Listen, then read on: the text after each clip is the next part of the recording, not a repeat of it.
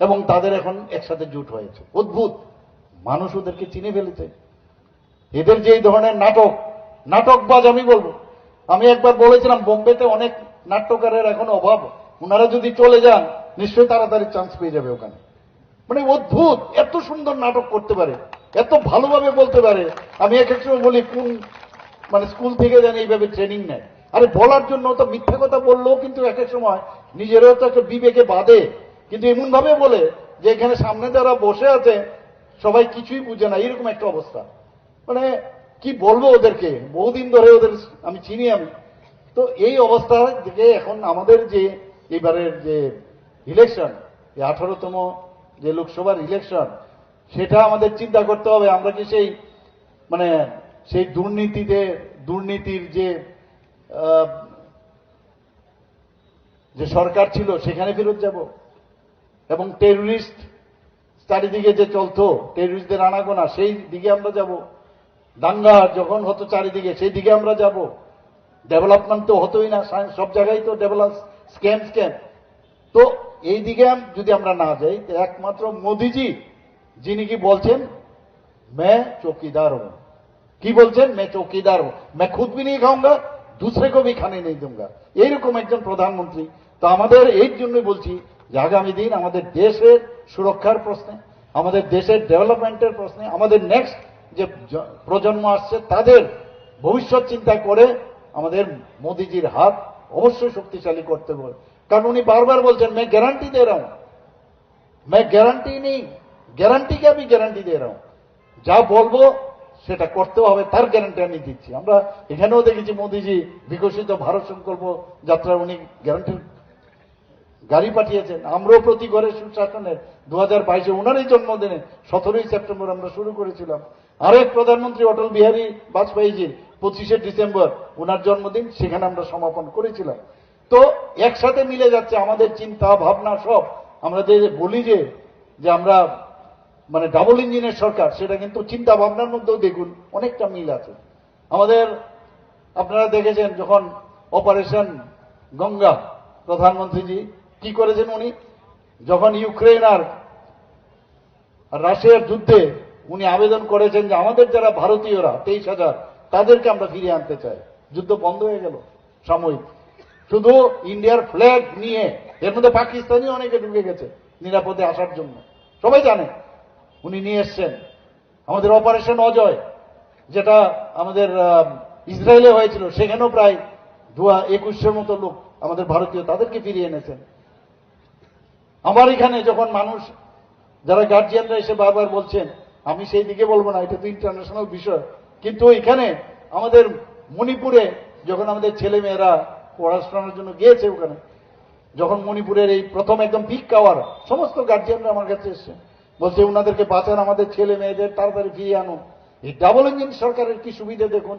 আমি যখন aviation minister সাথে কথা বললাম, ইউনিয়ন এভিয়েশন মিনিস্টার, যে এই কন্ডিশন, উনি রাত্রিবেলা স্পেশাল একটা প্লেন দিয়ে দিলেন এবং মণিপুর থেকে নিরাপদে প্রায় 250-এর মতো যে ছাত্রছাত্রী ত্রিপুরাতে চলে আসছে, এবং সরকার এর জন্য আমরা তার খরচ বহন করেছি। এই হচ্ছে ডাবল ইঞ্জিনের সরকার। আমরা আগামী দিন এক ত্রিপুরা শ্রেষ্ঠ ত্রিপুরা অবশ্যই আমাদের বানাতে হবে। ঠিক আছে, এখানে প্লেগ্রাউন্ড, এখানে অলোকবাবু বলেছেন, এগুলো তো হতে থাকবে। প্রথম তো আমাদের রাষ্ট্রবাদী চিন্তা করতে হবে, আমার দেশের জন্য আমি কি করলাম। আজকেও আমার কিছু গার্জিয়ানরা আমার কাছে এসছে, বলছিলে এমুক জায়গার মধ্যে নেশা করছে, তাদের বিরুদ্ধে একই জায়গার মধ্যে বসে এখান থেকে মানে নেশাও করছে, ড্রিঙ্কসও করছে। আমি ওনাদেরকে বললাম, আপনারা এর জন্য মানে সোচ্চার কেন হবেন না, সরকারের উপর কেন আপনারা খালি বসে থাকবেন, পুলিশ দিয়ে এগুলো বন্ধ করা যাবে না, এর জন্য আপনারা সোচ্চার হন। আমি আপনাদের সাথে আছি, আমাদের সরকার আপনাদের সাথে আছে। তো যতক্ষণ ধরে একটা অ্যাওয়ারনেস থাকবে তাদেরকে ফিরিয়ে আনার জন্য, 8টা ডিস্ট্রিক্টে আমরা অলরেডি ডিএডিকশন সেন্টার করছি, কিন্তু আপনাদেরও তো সহযোগিতা লাগবে। খালি আমার যে কমপ্লেন যদি করেন সম্ভব হবে না। এখন আমার তো ইচ্ছে হচ্ছে আজকে গিয়ে আমি যাই, ওখানে গিয়ে বসে থাকি, বসে আমি বললাম কি হয়েছে, কেন করছে, এটা তো আমার পক্ষে সম্ভব না।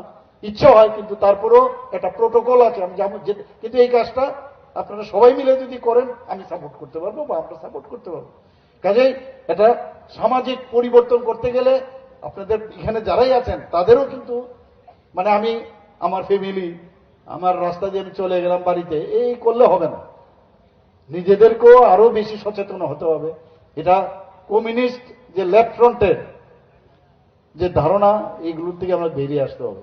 আমি এক এক সময় অবাক লাগে যে পশ্চিমবঙ্গের 2003-এ যে কান্তি বিশ্বাস নামে যে ওনাদের লেফট ফ্রন্টের মন্ত্রী ছিলেন, এখানে ত্রিপুরাতে উনি এসে পঞ্চমবার ওদের যে বাম ফ্রন্টের মন্ত্রিসভা এখানে বেরো, তখন ইলেকশনে উনি বলছিলেন, কি বলছিলেন উনি বলছিলেন যে কংগ্রেসরা টেররিস্টদের উপর ভর করে এখানে ক্ষমতায় আসতে চায়, ওদের হাত ঘুরিয়ে দিন।